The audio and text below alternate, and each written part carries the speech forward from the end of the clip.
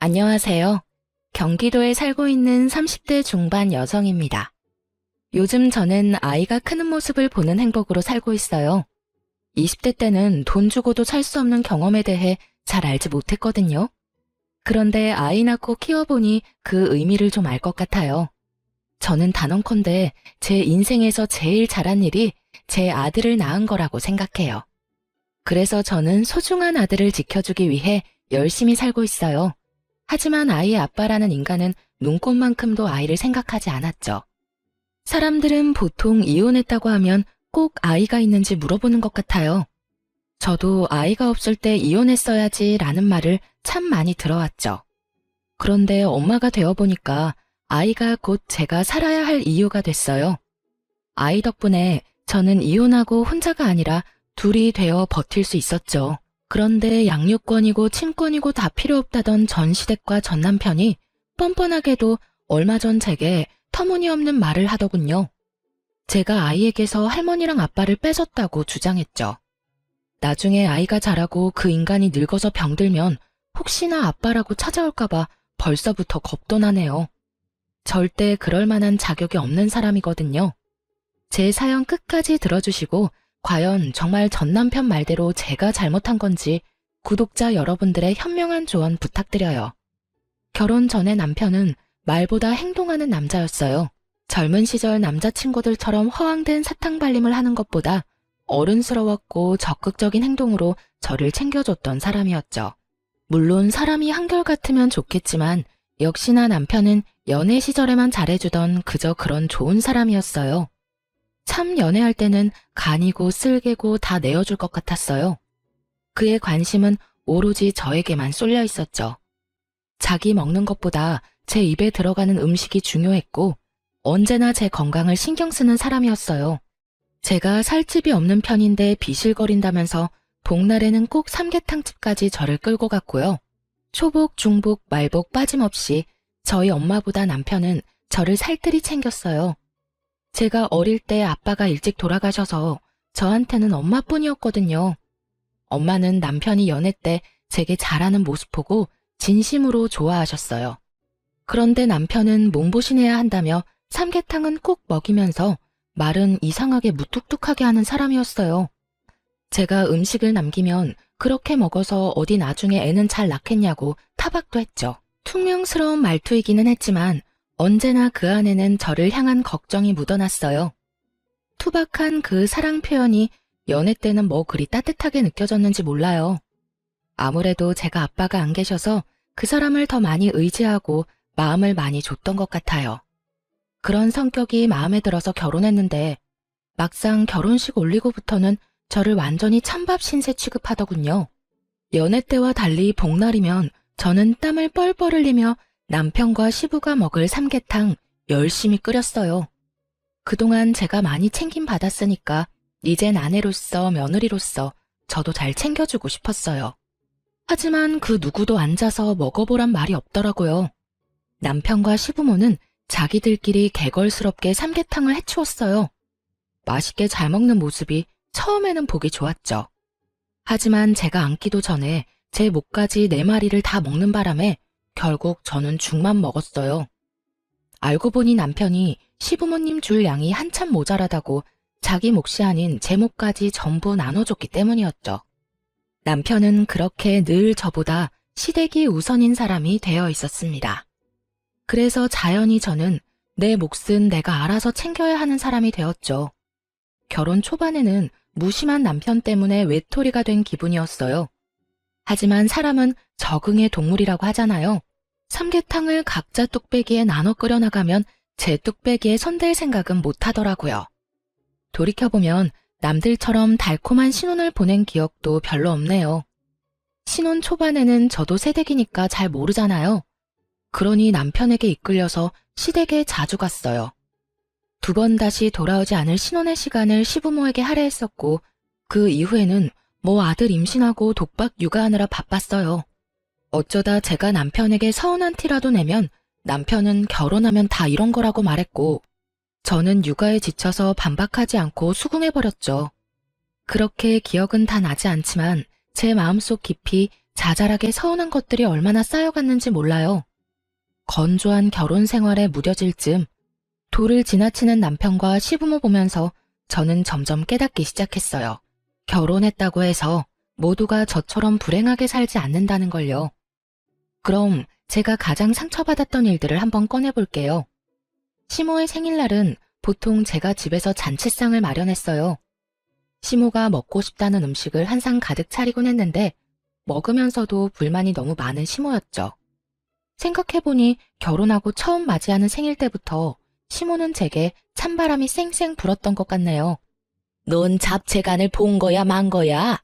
아주 밍숭맹숭. 아, 어머님, 저 간장 넣는 거 깜빡했어요. 죄송해요. 어쩐지 참기름 맛밖에 안 나더라. 너는 말이야, 음식 만들면서 아주 대충대충 너무 정성이 없는 거 아니니? 어머님, 죄송해요. 제가 한꺼번에 이렇게 음식 여러 가지 해본 건 처음이라서요. 으이그, 웃는 얼굴에 침 못 뱉는다고 해실해실 웃으면 다지. 시모는 조금만 제가 실수하는 모습 보이면 건수 잡은 사람처럼 잔소리를 늘어놓았어요. 처음에는 어른 말씀이라 끝까지 들었는데 저도 겪다 보니 점점 요령이 생겼죠. 시모 잔소리가 시작되면 말을 돌리며 자리를 슬쩍 뜨곤 했어요. 그땐 정말 뭘 몰라서 남편이 고생했다는 말이라도 제게 한마디 해주면 그게 얼마나 뿌듯했는지 몰라요. 그래서 시모가 구박해도 별 타격이 없었죠. 하지만 타박하는 것도 한 번이 아니라 여러 번 겪다 보니 저도 불만이 쌓여갔어요. 지금 기억을 되살려보니 저는 어쩌면 많이 우울한 상태였던 것 같아요. 여보, 이번 어머님 생일은 외식하는 게 어때? 갑자기 무슨 외식? 엄마 생일은 언제나 당신이 음식했잖아. 그래, 알긴 알아. 결혼하고 쭉 어머님 생일 내가 챙겨드렸잖아. 내가 하는 음식 그리 맛있는 것도 아닌데 이번에는 외식하자. 뭐야, 생색내는 거야 지금? 생색이라니. 그런 게 아니라 어머님은 외식 안 하고 싶으시대? 아빠 생일에 외식했으니까 엄마 생일에는 집에서 상 차려드리는 게 낫지 않나? 매번 그래왔는데 갑자기 바꾸면 좀 그렇잖아. 그러지 말고 당신이 어머님한테 한번 물어봐. 이번에는 외식하는 건 어떻냐고 말이야. 어머님은 항상 먹고 맛있다는 말도 안 해주셔. 입맛에 안 맞는데 매년 내가 챙기는 것도 웃기잖아. 근데 그러고 보니까 결혼 전에는 어머님 생신 누가 챙겼어? 결혼 전에? 남자들만 있는데 엄마 생일 챙길 게 따로 있나? 딸 없는 집은 그런 거 안 해. 그냥 밖에서 외식이나 했지. 남편 말 들으니 조금 괘씸하더군요. 평생 생일 안 챙기다가 며느리 들였다고 그동안 엄청 부려먹은 듯한 느낌이 들었거든요. 그래서 저도 심술 한번 부려봤어요. 몰라. 난 이번에는 진짜 어머님 생일상 못 차리겠어. 뭐? 갑자기 당신 왜 그래? 엄마가 서운해할 건 생각 안 해? 나도 서운해. 여보, 생일이라는 건 서로 축하 인사 주고받고 다 같이 음식 나눠 먹으면서 즐거워야 하는 날이잖아. 그런데 아무리 내 생일은 아니라지만 항상 어머님 생일 때마다 나 혼자만 음식하랴 설거지하랴 동분서주하잖아. 밥도 제대로 못 먹고 굶는 건 알아? 그렇다고 해서 내가 노력한 만큼 칭찬받는 것도 아니고 말이야. 이 음식은 어떻고 저 음식은 어떻고 어머님은 항상 혼내기만 하셨어. 그러니까 올해는 나 진짜 안 하고 싶어. 아니 그리고 입맛에 안 맞는데 왜 굳이 내가 차리는 생일상을 고집해? 입맛에 좀 안 맞더라도 생일상 받으면서 분위기 내는 거지. 넌 1년에 한 번뿐인 날인데 꼭 그렇게 말하고 싶냐? 아빠 생일까지 챙기면 몰라. 엄마 생일만 그렇게 하는 거잖아. 말을 그렇게 한다고? 그럼 당신은 우리 엄마 생일 때 뭐 했는데? 내가 치사해서 진짜 이 말까지는 안 하려고 했는데 우리 엄마 생일 때는 현금 드리는 거 말고 한 게 없잖아. 아이씨, 그래 해. 외식으로 해. 그리고 남자랑 여자랑 같아? 며느리랑 사이가 같냐고. 남편은 자기가 불리할 때면 그렇게 꼭 큰 소리 쳤어요. 결혼 전에는 전혀 드러내지 않았던 가부장적인 면모를 한껏 드러냈죠. 그럼 뭐 식당은 내가 알아볼까? 됐어. 내가 알아볼 테니까 당신은 신경 꺼. 비록 남편이 제 서운함은 알아주지 않았지만 항상 칭찬은 못 받고 욕만 먹는 시모의 생일상을 더 이상 안 차려도 돼서 너무 기뻤어요. 그래서인지 남편의 신경 끄라는 말도 기분이 하나도 나쁘지 않았죠. 그렇게 시모 생일이 다가왔고 남편은 정말 비싼 고급 한우집을 예약했더라고요. 남편이 비록 제게는 툴툴거렸지만 시모에겐 제가 더 이상 욕먹지 않도록 준비를 단단히 한 줄 알았어요. 제가 차린 생일상 대신 남편이 비싸고 맛있는 소고기를 쏘는 거구나 싶었죠. 그땐 바보같이 왜 남편을 그렇게 좋게 바라보려고 무진장 애썼는지 모르겠어요. 결혼하고 그런 식당을 가본 적이 손에 꼽혔어서 저는 괜히 설렜어요. 시부모와 점심 약속을 했었기에 당연히 유치원에 있는 아들을 일찍 데리러 갈 줄 알았어요. 그런데 남편은 싫다고 정색을 하더군요. 시모 생일 기념자리니까 당연히 손주가 있는 게 맞잖아요. 훈이 지금 딱 데리러 가면 되겠다. 훈이는 왜? 왜긴 왜야. 할머니 생일이잖아. 설마 데리고 갈 생각 아니었어? 굳이? 그냥 우리끼리 먹으면 되잖아. 아니, 어머님 생신인데 하나뿐인 손주 있으면 더 좋잖아. 아, 번거롭게 뭐하러 그래. 우리 엄마는 아들인 나만 있으면 돼. 알겠어. 솔직히 말해서 제가 아들 소고기를 먹을 기회라고 데리러 가자는 게 아니라 시부모님이 손주 보고 싶어 할까봐 데리고 가자는 거잖아요. 남편이 너무 정색하니 민망하고 묘한 기분이 들었어요. 아들 유치원까지 데리러 가는 게 귀찮은 건지 아니면 식당에서 아이가 밥 투정 부릴까봐 그러는 건지 남편의 마음을 알 수 없었죠. 그냥 저녁에 아이 맛있는 밥 해줘야지 생각하고 말았어요. 그런데 식당 가서 남편이 제게 이렇게 귓속말을 하더라고요. 엄마 생일이니까 우리는 맛만 보자. 아무래도 여기 가격이 좀 있잖아. 4명 다 먹으면 감당 못해. 그래. 남편은 중소기업을 다니는 일반 회사원이었고 저는 카페 운영하고 있는 평범한 부부였어요. 부부 수입이 모자라서 막 허덕이는 것도 아니었지만 거기가 워낙 비싼 식당이니 그렇게 말할 수 있다 생각했어요. 하지만 저는 입이 짧아서 엄청 많이 먹는 것도 아닌데 한편으로는 내가 먹으면 얼마나 먹는다고 그러지 싶었어요. 그래도 그냥 좋은 게 좋은 거라고 그날은 시모만 맛있게 잘 먹으면 된다 생각했어요. 남편이 시킨 화려한 부위별 소고기가 나오고 직원이 굽고 있는데 시모는 또 잊지 않고 제게 잔소리하더군요. 만나서 꼭 저를 한 번은 혼내야 성이 차는지 언제나 그냥 넘어가는 법이 없었죠. 아들, 넌 어쩜 결혼 후에 더 수척해 보인다. 예, 너 우리 아들 밥 잘 안 해 먹이니? 결혼하고 얼굴 멀쩡한 꼴을 못 봤다. 가장의 얼굴이 이렇게 푸석해도 되겠니? 아니요. 남편 삼시세끼 너무 잘해 먹이고 있는걸요? 요즘 야근하느라 얼굴은 조금 수척해 보이긴 하는데 저 사람 살은 결혼 전보다 더 쪘어요, 어머님. 그러니까 너무 걱정 마세요. 저희는 맞벌이 부부인데 시모 눈에는 언제나 자기 아들만 가장으로 보였나 봐요. 자기 아들 몸집에 반도 안 되는 며느리는 하나도 걱정 안 되냐고 시모에게 묻고 싶어서 입이 근질근질했어요. 으이그, 너무 나물 반찬만 하지 말고 밥상에 고기도 올리고 해야 한다. 닭고기나 돼지 말고 이런 좋은 소고기 같은 것들 말이다. 그럼요. 그리고 이 사람 고기 없으면 밥도 잘 안 먹어요. 훈이는 아빠랑 다르게 고기 없어도 밥 잘 먹는데 말이죠. 어쩜 입맛도 다르고 얼굴 생김새도 그렇고 훈이 걔는 클수록 영 내 아들을 안 닮았니? 네? 뭐 내 아들 안 닮았으면 널 많이 닮은 거겠지. 저는 시모가 헛소리해도 생일이고 좋은 날이라서 그냥 참았어요. 게다가 결혼하고 몇 년 만에 시모 생일상에서 해방된 기념일이었고요. 그런데 시모는 생일상 안 차렸다고 속으로 저를 벼르고 있었나 봐요. 직원이 잘 구운 소고기 부위별로 하나씩 접시에 올려주자 시모가 기다렸다는 듯이 제 접시에 놓인 고기까지 홀랑 가져갔거든요. 우리 며느리는 채식주의자라 고기 잘 안 먹어요. 그러고는 남편 접시에 제 고기를 올려주더라고요.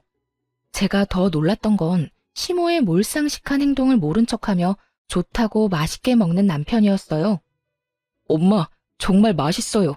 어서 드세요. 나 챙기지 말고요. 으이그, 엄마가 안 챙기면 누가 널 챙겨. 얼른 먹어 우리 예쁜 아들. 저는 그 광경을 보고 입맛이 뚝 떨어졌습니다. 그런 황당한 경우는 처음 겪어서 잠깐 넋이 나가 있었죠. 소고기를 그렇게나 많이 주문했는데 제가 고기 한 점 먹는 게 그렇게나 아까웠을까요? 아니면 생일상 안 차렸다고 벌이라도 주고 싶었던 걸까요? 그런데 시부도 다 봤으면서 역시 본인 식사에 집중하느라 앞에서 뭔 일이 일어나도 상관없어 보였어요. 시모가 그러면 시부라도 나설 법한데 제 편이 없는 게 너무 어이없고 서러웠죠. 오죽하면 고기 구워주는 직원이 저를 챙겨주더라고요. 사모님도 좀 드세요. 입맛 없으시더라도 잘 챙겨 드셔야죠. 감사합니다. 저는 괜찮아요. 채식주의자라서요. 당연히 저는 채식주의자가 아니에요. 일부러 남편과 시모 들으라고 크게 얘기했는데 저는 투명인간 된 듯 저 빼고 즐거운 식사 분위기였어요. 네, 저도 손이 있으니까 소고기 그냥 제가 집어서 먹으면 돼요. 하지만 손이 부들부들 떨려서 그냥 가만히 있고 말았죠. 이미 그때부터 남편과 이혼하고 아이를 혼자 키우는 상상까지 하고 있었네요. 결국 저 빼고 남편과 시부모만 배부르게 먹고 저는 무표정으로 자리만 지켰네요. 그땐 남편과 시모 앞에서 1인 시위하는 기분으로 자리를 지켰어요. 그때 식당에서 생일이라고 미역국이랑 찰밥 있는 작은 생일상 챙겨주더라고요. 다들 배부른지 거들떠도 안 보는데 저는 순간 배고프기도 하고 음식이 아까워서 먹고 싶긴 했어요. 내가 너무 예민하게 받아들여서 괜히 바보처럼 식사를 못한 건가 후회도 됐고요. 그렇다고 무시당했는데 호구처럼 그걸 먹고 싶지는 않았어요. 그런데 미역국을 두고 시모가 아무도 안 먹어서 아깝다고 말하자 눈치 없는 남편이 그걸 저한테 먹으라며 내미는 거 있죠? 당신 미역국 좋아하잖아. 당신이 먹으면 되겠네. 얼마나 잘 먹었으면 트림까지 하는데 꼴 보기 싫어 죽는 줄 알았습니다. 왜 소고기는 먹어보라는 말 한마디 없다가 공짜 미역국은 보자마자 제게 먹으라 하는 건지 너무 얄미웠어요. 네가 먹으라고 하면 내가 먹을 줄 알아? 속으로 그러고 있는데 남편이 제 쪽으로 생일 밥상을 밀었어요. 그러자 시모가 다급하게 제 팔을 붙잡더라고요. 저는 수저를 들지도 않았는데 말이죠. 아, 생일상은 생일인 사람이 먹어야지. 엄마 배부르다면서요. 아니야, 나 먹으라고 식당에서 줬는데 먹어야지. 오늘은 내 생일이잖아. 시모 배불러서 미치겠다며 소화제 찾을 때는 언제고 갑자기 욕심을 부리더라고요. 꾸역꾸역 미역국까지 다 먹는 시모의 모습을 보면서 확실히 깨달았어요. 며느리 입으로 들어가는 음식을 엄청 아깝게 생각한다는 걸요. 집에 돌아오자마자 저는 남편에게 따져 물었어요. 하지만 제게 돌아오는 건 사과가 아니었어요. 어쩜 그래? 내가 먹으면 얼마나 먹는다고. 너 나한테 맛만 보라는 게 눈으로 맛보라는 거였니? 아주 넌 잘만 먹더라. 배 튀어나온 것 좀 봐. 맛있디? 그리고 내가 언제부터 채식주의자라고 거짓말까지 쳐? 야, 내가 언제 먹지 말랬어? 난 그런 말은 한 적 없잖아. 네가 괜히 엄마 눈치 보느라 안 먹은 걸 왜 내 탓해? 그러길래 그냥 집에서 생일상 차려드렸으면 좋았잖아. 그럼 엄마도 심술 안 부렸을 테고. 그리고 내가 우리 집 유일한 외동아들인데 엄마가 먹으라고 하면 먹을 수밖에 없지. 그래, 당신 어머님이 심술 부리는 거 알면서도 가만히 있었네. 야, 나도 우리 집 귀한 외동딸이야. 그럴 거면 날 왜 데리고 갔어? 내가 무슨 너네 식구들 밥 먹을 때 세워두는 병풍이야? 당신 설마 돈 아까워서 우리 훈이도 안 데려간 거 아니지? 유치원생이 먹으면 얼마나 먹는다고 말이야. 당황해서 얼굴 벌개지는 남편 보고 제 추측이 맞았다고 생각했어요. 열받아서 그대로 남편 카드만 들고 집을 뛰쳐나왔죠. 이혼할 때는 하더라도 분해서 못 참겠더라고요. 아들 하원시키면서 더 비싼 소고기 집에 찾아갔어요. 남편 카드 시원하게 긁으니까 1분 만에 전화가 왔죠. 오늘 돈도 많이 썼는데 또 썼냐며 저를 타박하더군요. 그러니까 나랑 우리 아들이 애초에 먹으면 얼마나 먹겠어? 처음부터 식당에서 같이 잘 먹었으면 되는 거였잖아. 어떻게 사람을 먹는 걸로 그렇게 서럽게 해? 당신도 어머님도 아버님도 어쩜 아무리 어머님 생신이고 주인공 따로 있다지만 난 정말 나만 한 식구 아닌 줄 알았어. 내가 미안해. 그렇게 서운해할 거라고 생각 못했어. 이혼 이야기가 목구멍까지 차올랐는데 해맑은 아이 얼굴 보니까 쑥 들어가더라고요. 아빠 없이 잘 키울 수 있을까? 그때는 확신이 없었거든요. 시원하게 이혼하자는 말은 못 뱉었지만 열받아서 남편이랑은 밥을 따로 먹기 시작했죠. 그들이 그랬던 것처럼 저도 제 아들 밥만 살뜰히 챙겼어요.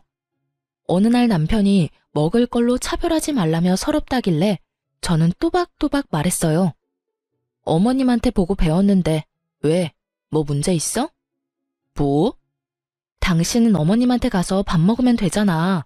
나도 어머님처럼 내 아들만 챙길 거야. 그제서야 미안하다고 싹싹 빌더라고요. 자기가 2번 다신 그런 일 없게 한다고요.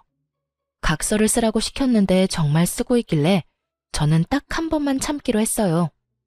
그렇게 몇 달을 시댁과도 일절 교류를 안 했어요. 주말에 밥 먹으러 가자는 시모의 연락도 여러 번 무시했고요. 그런데 남편이 정말 시모에게 한마디 했는지 시모에게서 미안하다고 연락이 왔더라고요.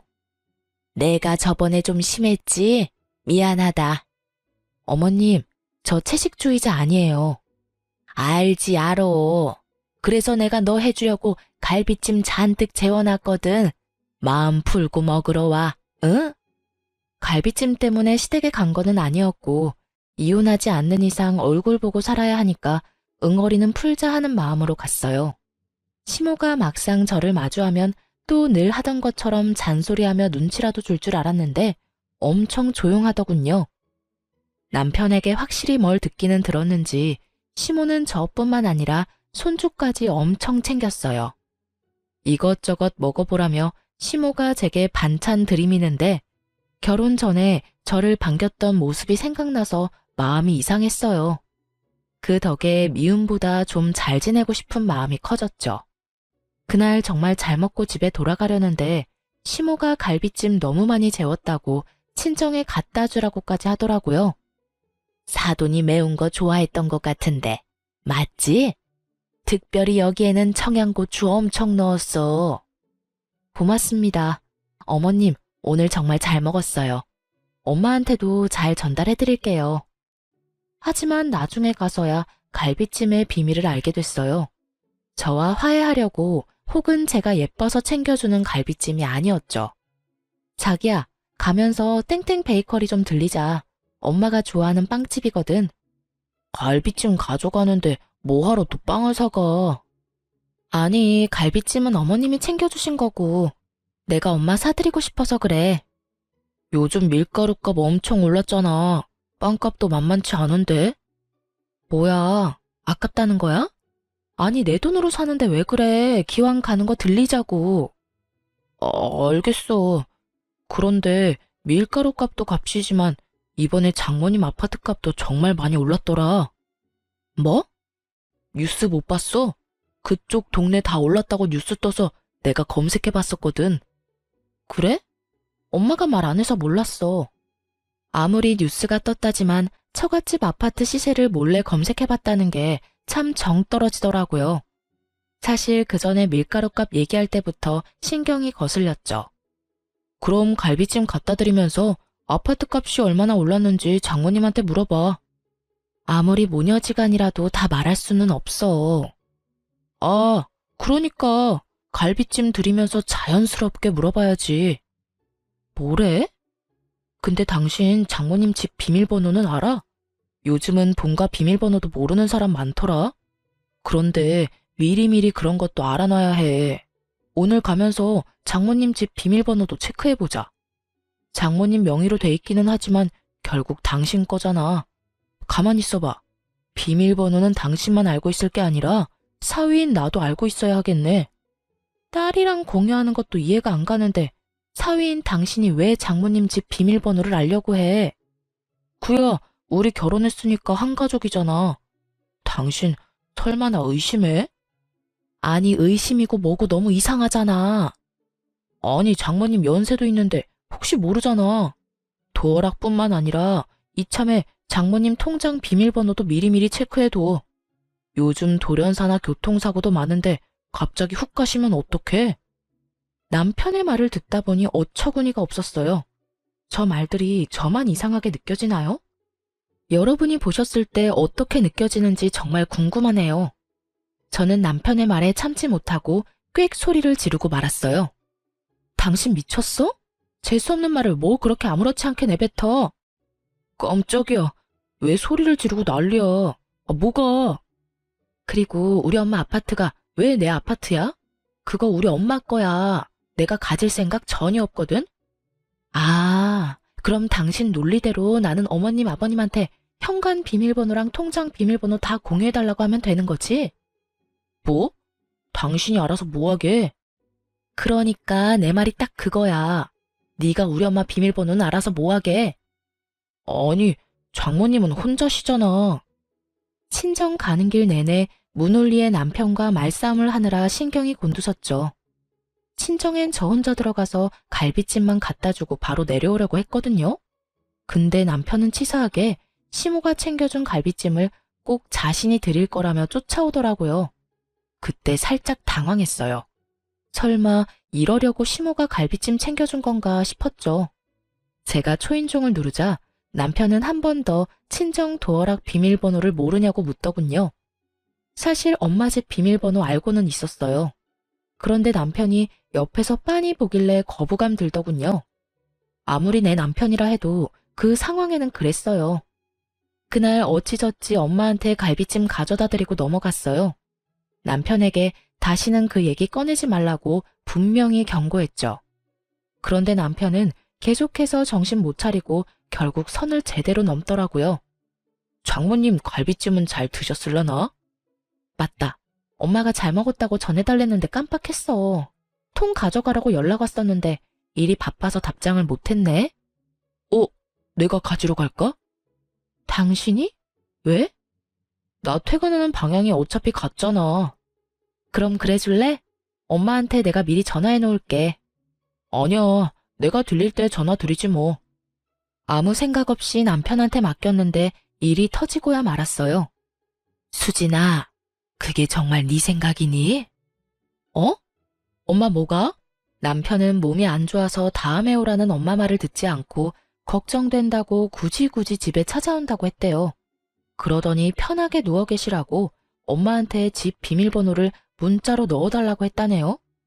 엄마는 직접 열어주겠다고 편하게 벨 누르라고 말했는데 남편은 그럴 필요 없다고 계속 비밀번호를 달라고 고집을 피웠대요. 아무리 사위라지만 엄마도 느낌이 좋지는 않았나 봐요. 엄마가 끝까지 비밀번호 안 알려주셨는데 남편은 벼랑간 시모랑 같이 나타났다고 하네요. 시모는 지나가다가 아들 차 얻어 탔는데 그 김에 사돈한테 인사하러 왔다고 말했고요. 시모는 엄마가 괜찮다고 거절했는데 부담스럽게 죽까지 끓여준다며 안방에 누워있으라 했대요. 그런데 엄마가 안방에 누워있는데 밖에서 계속 찰칵찰칵 사진 찍는 소리가 계속 들리더래요. 슬쩍 나가보니까 남편이 말도 없이 친정집 내부를 찍고 있었던 거예요. 아니 자네 지금 뭐 하나? 장모님 별거 아니니까 신경 쓰지 마시고 방에서 쉬고 계세요. 어머, 내 집 사진을 찍는데 내가 신경을 어떻게 안 쓰나? 그냥 부동산에 문의하려고 찍는 거예요. 무슨 문의를? 남편과 시모는 그때부터 몸도 좋지 않은 엄마를 앉혀놓고 말 같지도 않은 말을 했더라고요. 지금 최고점일 때 아파트 팔고 하나뿐인 외동딸 서포트 하라고요. 친정아빠도 안 계시는데 믿을 구석이라곤 엄마밖에 없지 않냐면서요. 그러곤 친정엄마께 미리 죽을 날 받아놓은 사람 대하듯 어느 은행에 돈이 얼마나 들어있는지 은행별로 비밀번호도 다 정리해서 제게 다 알려주라 했다네요. 둘이서 아주 작정한 듯 엄마의 혼을 쏙 빠뜨려 놓고 가버린 거죠. 그것뿐인 줄 아니? 한서방이 나한테 깔끔한 신축으로 월세방 얻어주겠대. 아파트 시세 올랐을 때 팔라는데 어찌나 불편한지 모르겠더라. 내가 멀쩡한 내 집 두고 갑자기 어딜 가니?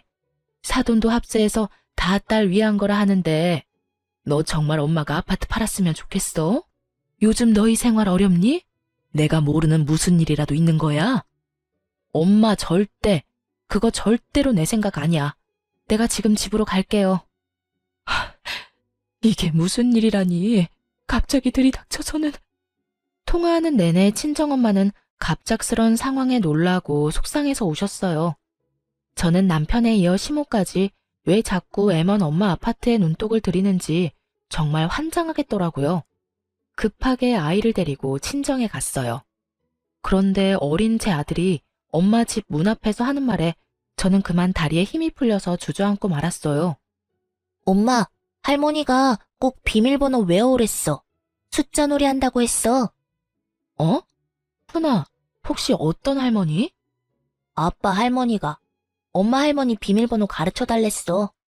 저희 아이는 아직 어려서 외할머니를 엄마 할머니라 불렀고 친할머니를 아빠 할머니라고 불렀어요.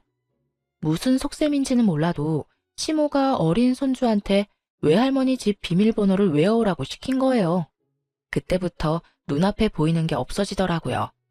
집주인이 멀쩡히 있는데 몰래 사진까지 찍고 그놈의 현관 비밀번호 알아내서 뭐 어쩌려고 그렇게까지 하는 건지, 도대체 무슨 짓을 벌이려고 그러는지 소름이 끼치기 시작했죠. 시모에게 전화를 걸어서 따지니 시모는 태연한 목소리로 말했어요. 어머님, 혹시 우리 훈이한테 저희 엄마 집 비밀번호 알아오라 했어요? 아이고, 네가 물로 터져서 그랬지. 갈비찜 해줬으면 그걸로 해결했어야지. 너네 엄마 아파트값 엄청 올랐잖아. 엄마 죽고 물려받으면 늦어. 아파트 똥값 된다 너. 그 아파트는 지금 그만큼 올랐을 때 얼른 팔아야 해. 부동산에 얼른 내놓고 리모델링 한 적이 있어서 그런지 다른 호수보다 깔끔하니까 더 얹어서 내놓아도 충분히 팔릴 거야. 내가 이미 내놓은 집들 다 보고 왔어. 지금 제정신으로 하시는 말씀인가요? 떡줄 사람 생각도 안 하는데 뭐 하는 짓이에요, 이게? 그럼 내가 제정신이지 치매라도 걸렸을까봐? 차라리 치매 걸린 거였으면 좋겠네요. 보통 사람의 머리로는 할 수 없는 일이에요, 지금. 너 시어미한테 어디서 그런 막말을 하냐? 그럼 뭐, 내가 우리 엄마한테 상처 준 사람한테 곱게 말할 거라 기대했어요? 당신 아들이랑은 이혼이에요. 더 생각할 것도 없어요. 이 지경까지 오기 전에 진작 했어야 했는데 누굴 탓하겠어요. 예, 이혼이라니 안 된다. 수화기 너머로 애걸복걸 매달리더라고요. 저는 못 들은 척 전화를 끊어버렸죠. 엄마의 아파트를 탐내고 있는 남편과 시모. 제가 뭘 어떻게 그들을 더 보듬겠어요? 단번에 이혼 결심이 서더라고요. 아니나 다를까 남편놈은 아니란 반응이더군요. 아니, 그때 아파트값 올랐다고 엄마한테 말하니까 어차피 나중에 그 아파트는 외동인 당신 거라잖아. 그래서 나도 그렇겠다 싶었지. 근데 엄마 말로는 지금부터 관리해서 팔아야 한다잖아. 기껏 갈비찜에서도 먹이고 장모님 갖다 주고 했는데 돌아오는 게 아무것도 없으니까 엄마도 나도 많이 답답했어. 솔직히 장모님 월세도 내가 내드리려고 했는데 무조건 싫다고 하시니까 나도 이젠 섭섭하다. 나조차고 이러는 거 아니잖아. 우리 부부를 위해서잖아.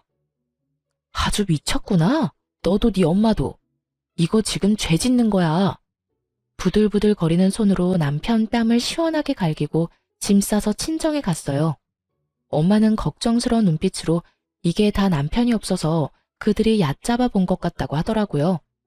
말년에 이런 추잡한 꼴까지 다 겪는다며 가슴을 퍽퍽 치며 한탄하셨어요. 너무 비참하고 죄송하더라고요. 제가 결혼을 잘못해서 피해를 끼쳤잖아요. 얼른 이혼할 거니까 걱정 마시라고 엄마에게 단단히 일러뒀어요. 이건 아빠의 부재가 문제가 아니라 남편과 시모가 이상한 거라고 말이죠. 당연히 엄마 역시 제 잘못 아니라며 저를 다독이셨고 정신 차리는 대로 엄마랑 친한 변호사 이모한테 전화를 걸었어요. 제가 이혼 소송을 걸겠다고 말했더니 그들은 아주 천하태평이더군요. 붙잡을 때는 언제고 또 다르게 머리 굴렀나 봐요. 서로 머리 복잡하게 소송으로 질질 끌지 말고 깔끔하게 네가 내 아들한테 5천만 원만 줘라. 그럼 네 아들 양육권이랑 친권 우리가 다 포기해 줄 테니. 내 아들도 새 출발은 해야 하지 않겠니? 겨우 별것도 아닌 것 가지고 예민해하는 너나 네 엄마 때문에 지금 우리도 피해보는 거잖아. 가족끼리 비밀번호 공유하는 게 뭐가 어때서?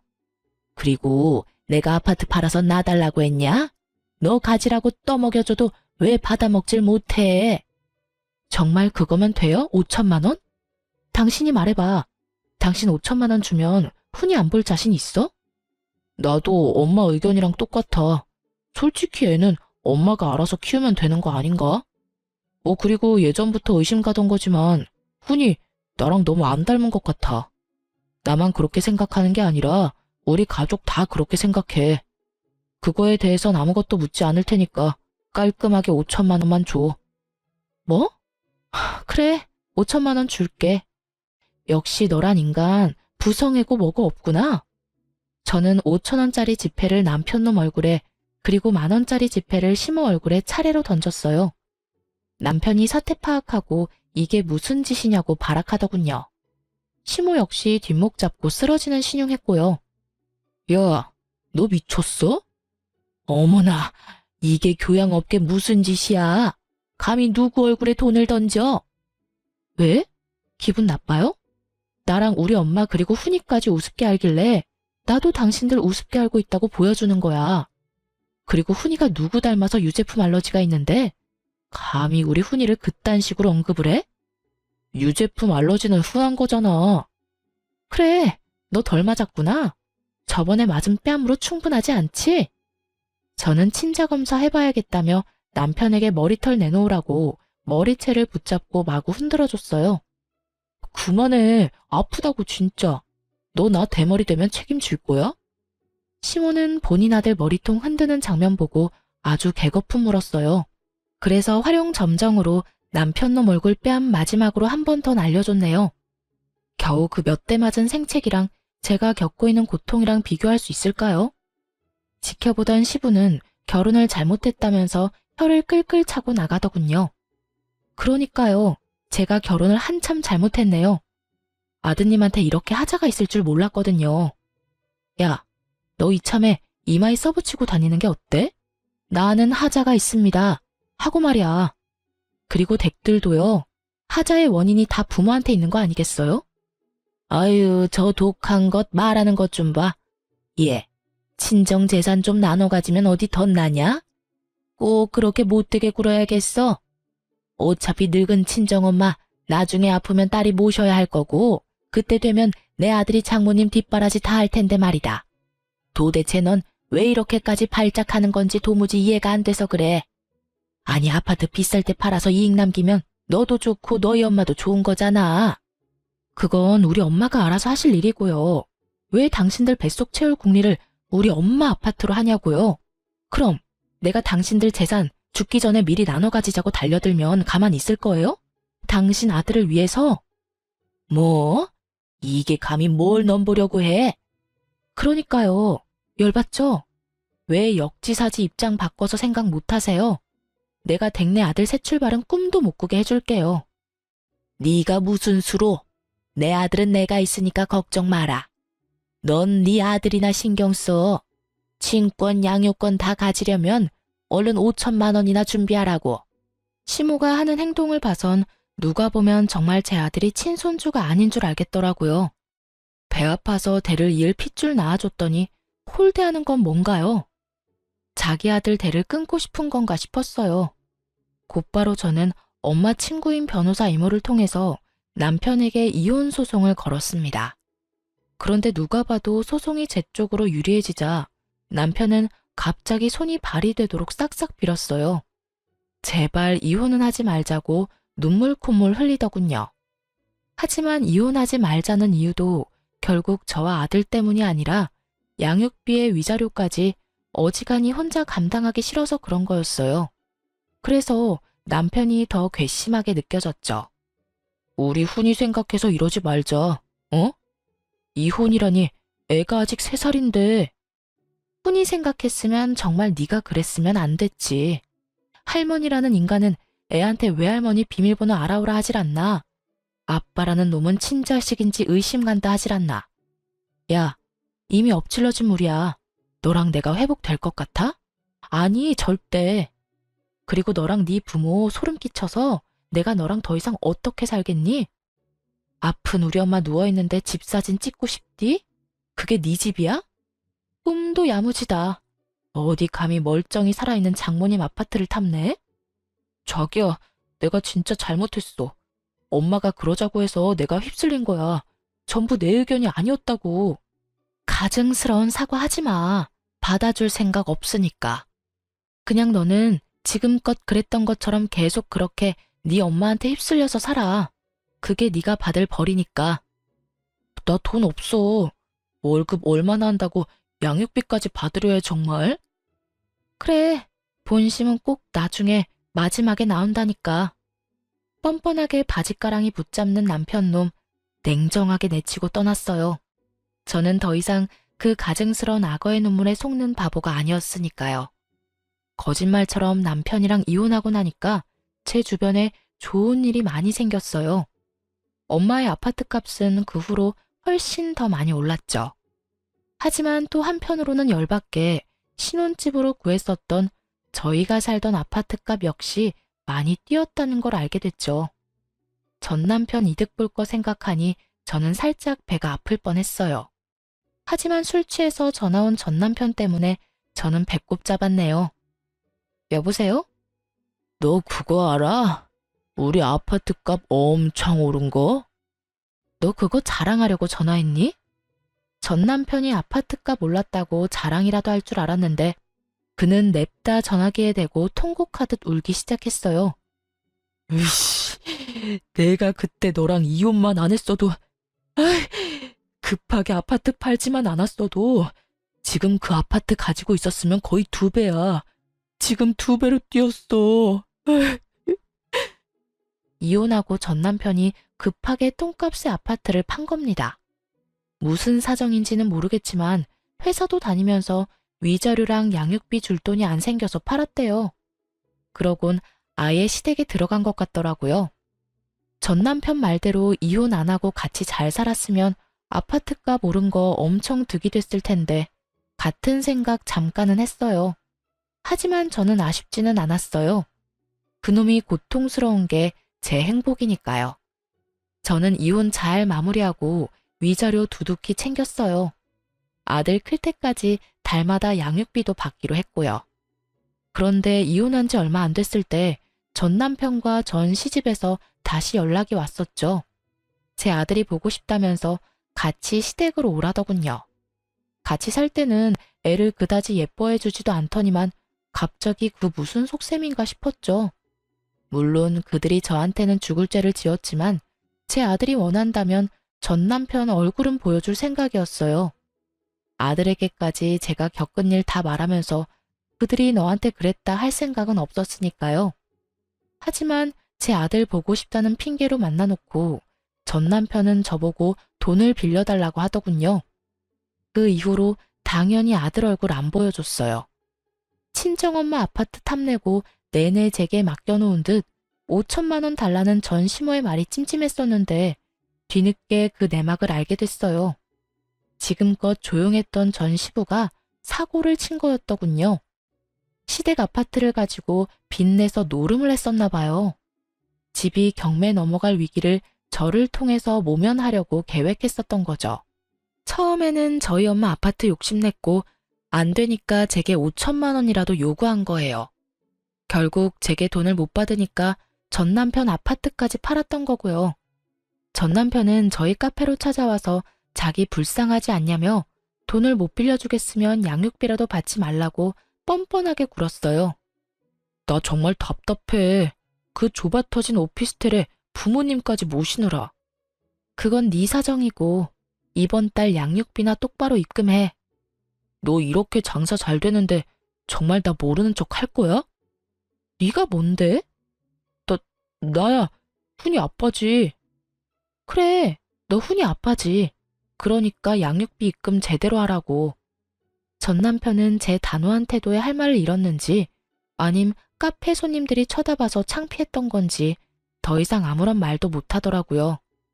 그렇게 저는 자연스럽게 전 남편이라는 존재를 잊고 살아가고 있었어요.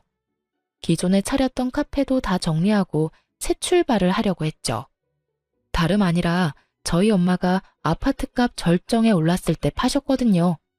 엄마가 건물을 운 좋게 잘 샀는데 남자 잘못 만나서 이혼한 딸 뭐가 예쁘다고 가엾다면서 방 하나 내주셨어요. 정확히 말하자면 건물의 2자리를 통째로 내주셨죠. 이미 리모델링 공사까지 다 마친 3층짜리 건물이었는데 현재 3층에 엄마 사시고 2층에는 저랑 아들이 살고 있고 1층에는 제 카페를 새롭게 열었어요. 그런데 또 정말 우연하게도 제 가게에 시모가 왔더라고요. 악연이 참 끈질기죠. 전시모가 카페에 자주 다니고 하는 사람은 아닌데 친구들 따라서 우연히 들른 거였죠. 네가 왜 여기 있냐? 네 카페는 어디다 팔아먹고? 아, 알고 온 거예요? 아님 모르고 찾아온 거예요? 내가 뭘 너 여기 있는지 어떻게 알고 오겠어? 웃기는 애네 정말. 정신 차려라. 내가 너 여기 있는 거 알았더라면 아마 꼴 보기 싫어서 안 왔겠지. 꼴 보기 싫은 건 피차 일반이네요. 여기 사장은 어딨냐? 너 손님한테 이딴 식으로 해도 돼?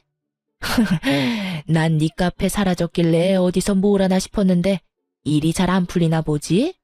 하긴 요즘 땅값이며 월세가 많이 올랐으니까 여기서는 뭐 알바하는 거니? 내 아들 인생 망치더니 잘된 꼴이다. 전시모는 제가 무슨 대답도 꺼내기 전에 혼자 신나서 상상의 나래를 펼치더군요. 얘들아, 와서 내 며느리 꼴 좀 봐라. 이혼하고 카페 쫄딱 망해서 여기서 알바나 하고 있네. 게다가 전시모는 자기 친구들이랑 왔는지 갑자기 친구들을 제 앞으로 불러 모아서 대놓고 제 흉을 보기 시작했죠. 그때 알바생이 사장님이라고 부르자 전시모는 용케 다시 카페 열었냐고 비웃었어요. 그래봤자 다 은행빚 아니냐고요. 그래서 제발 정신 차리라고 한마디 해줬어요. 원래 하던 카페는 월세라서 그냥 정리했죠. 여기는 저희 엄마 건물이에요. 하나뿐인 딸이라서 월세도 안 받겠다고 하시네요. 아휴, 어쩌죠? 저는 누구처럼 인생 망하지 않고 이렇게 카페도 새로 열고 누구보다 잘 살고 있네요. 뭐? 여기가 정말 아니, 너네 엄마 건물이라고? 아, 엄마 아파트 값이 그 이후로 더 올랐거든요. 나중에 엄마가 이 건물 통째로 물려주신다는데 덕분에 저 건물주 되게 생겼잖아요. 근데 전 남편 통해서 들었는데 남편분이 사고 거하게 쳤다면서요? 집은 경매 넘어갔는데 아직 카페 오고 그럴 여유가 남아있으신가 봐요? 그 자식은 그걸 또 왜 말을 해서? 어머 순자야, 너 집 경매 넘어갔어? 어머, 그럴 리가 있니? 나 급한 일이 생겨서 먼저 가볼게. 꽤 치장하고 나타났길래 집안 사정 괜찮아진 줄 알았더니 그것도 아니었나 봐요. 창피한 건 아는지 자기 친구들 두고 쌩하고 도망가더라고요. 그 친구들은 괜히 제게 궁금한 게 많은지 이것저것 물었어요. 저는 뭐 아무리 악연이라지만 제 입을 또 굳이 더럽히기 싫어서 그냥 몇 가지만 대답해주고 입 다물었네요. 그랬더니 그냥 그 사람들도 더 이상 묻지 않고 제게 고생 많았다며 음료랑 빵을 잔뜩 팔아주고 갔어요. 아니나 다를까 전 남편에게서 연락이 왔어요. 솔직히 먼저 연락 올 거라고 예상은 했어요. 그는 양육권이랑 친권 5천만 원에 포기한다고 다 필요 없다 해놓고 갑자기 태세 전환을 했죠. 그리고 엄마 건물이라고 밝힌 이유 저도 나름대로 있었답니다. 장모님 건물 샀다며? 뭐? 그럴 거였으면 이혼 사유가 전혀 맞지 않잖아. 장모님도 다 내 탓해놓고 결국 아파트 팔 생각이었던 거지. 네가 괜히 예민해서 훈이한테서 아빠랑 친할머니, 친할아버지를 뺏은 거야. 뭐라는 거야. 먼저 양육권 친권 타령하면서 5천만 원 들먹인 게 누구더라? 됐고, 이제 나도 훈이 아빠 자리를 다시 되찾을 거야. 나도 내 권리를 찾아야지. 권리라. 당신 훈이 아빠로서 자격을 찾고 싶은 거야? 아님 우리 엄마 건물이 또 탐나서 그러는 거야? 뭐, 난 너만 좋다면 재결합 생각하고 있어. 훈이 생각해서라도 그게 좋은 거니까. 미친놈. 뭐? 너 양육비 4개월이나 밀렸어. 번호 바꾸고 잠수 타더니 이제서야 연락이 되네? 알지? 계속 밀어봐 어디. 여보. 여보 같은 소리 한다. 야, 네가 정말 훈이 생각한다면 돈 열심히 벌어서 양육비 보내면 되는 거야. 알겠니? 양육비를 줘야 하는 게 바로 네 권리야. 그니까 더 징징거리지 말고 입금이나 해. 더 지체하면 미지급 소송 들어갈 거니까. 회사에 소문이라도 나고 싶어? 본인한테 남은 거라곤 회사밖에 없어서 그런지 회사 이야기 꺼내니 바로 깨갱하더군요. 참 부성애라는 게 모든 사람한테 있는 건 아닌가 봐요. 친자식 아닌 것 같다고 상처 줄 때는 언제고 아들을 가지고 끝까지 어떻게 해보려고 하는 꼴이 우스웠죠. 그리고 결혼 후든 이혼 후든 왜 장모님의 재산을 탐내는지 도무지 제 상식적인 선에서는 이해가 안 됐고요. 사실 아들이 상처받을까봐 전 남편과 전 시댁 이야기를 저는 평생 가슴에 품고 안 꺼내리라 생각했어요. 하지만 아들이 컸을 때 혹시라도 그들에 의해 피해보지 않게끔 이젠 잘 정리해서 설명해주는 게 필요하겠다 싶어요. 왜 그런 사람들 많잖아요.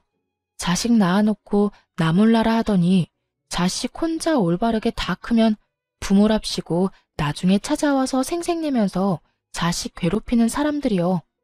전 남편이 딱 그럴 것 같았어요. 저는 이 이혼 끝에 얻은 교훈이 하나 있어요. 분수도 모르고 남의 것을 탐내지 말자. 분수에 맞게 살자가 제 모토가 됐죠. 앞으로도 제 분수에 맞게 잘 살도록 할게요. 지금까지 긴 사연 들어주셔서 감사합니다. 좋은 하루 되세요.